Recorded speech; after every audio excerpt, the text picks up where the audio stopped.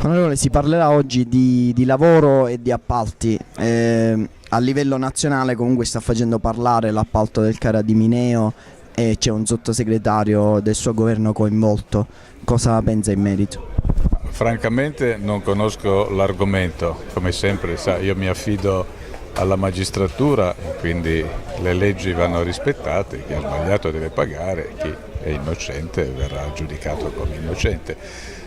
Quando parliamo di appalti noi ci preoccupiamo di affrontare un fenomeno diffuso. Io mi sono sempre battuto soprattutto contro le gare al massimo ribasso, perché con questa modalità purtroppo si aggirano le leggi e i contratti, quando persino gli enti pubblici, persino aziende che sono di proprietà maggioritaria dello Stato, con il massimo ribasso fanno prezzi talmente esigui da non poter applicare i contratti di lavoro. Tutto questo che cosa porta? Porta ovviamente al lavoro nero, alla fuga all'estero, penso a tutto il tema dei call center, di attività che potrebbero dare lavoro soprattutto ai nostri giovani qui in Italia e nel Mezzogiorno.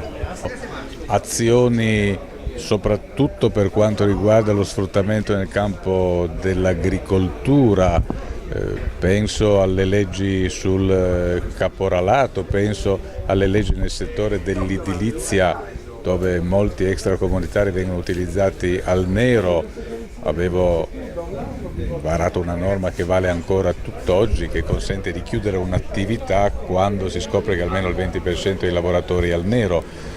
Già al tempo del governo Prodi abbiamo chiuso in 2 anni, sospeso meglio, 5.000 aziende. Sono leggi che esistono, bisogna però applicarle, perché se si pensa che ci sia semplicemente un'idea di complicità fra il lavoratore e il datore di lavoro, si sbaglia, perché non tutti i datori di lavoro sono uguali, non tutti i lavoratori sono uguali, c'è chi si comporta bene e ci si comporta male, per questo le regole servono. Poi qui in questa terra i fenomeni legati all'agricoltura sono molto negativi. Voi avete, come si dice, l'oro nelle vostre mani, avete un'agricoltura di grande qualità, una certificazione di qualità come si fa in altre regioni d'Italia, che sia accompagnata anche dal fatto che gli incentivi alle aziende vanno soltanto se certificano contemporaneamente che utilizzano il lavoro regolare. Sarebbe, come si dice, una soluzione, anche se parziale, a questi problemi di sfruttamento.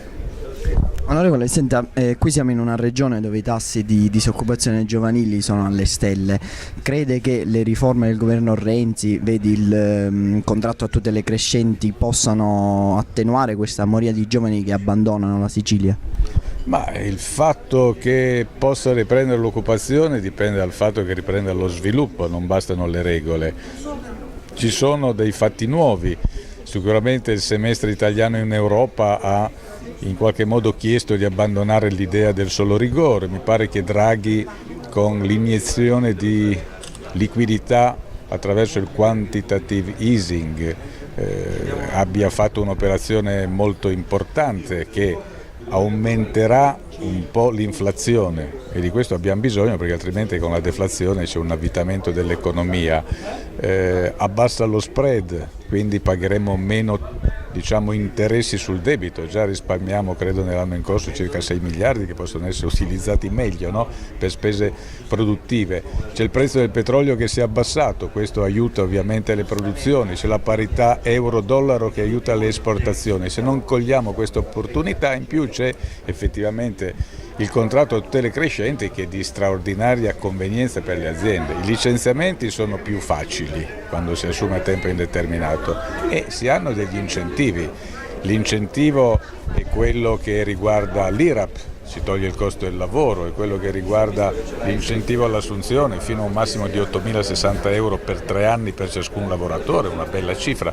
E se si pescano questi lavoratori che si assumono dalle liste della Garanzia Giovani, c'è il terzo incentivo della Garanzia Giovani. Insomma, un'opportunità di un costo del lavoro così basso non si era mai determinata. Se sommiamo queste svolte nell'economia che dovrebbero far crescere il Paese all'opportunità occupazionale, io spero che si cancelli il lavoro nero, il lavoro precario e si vada in questa direzione.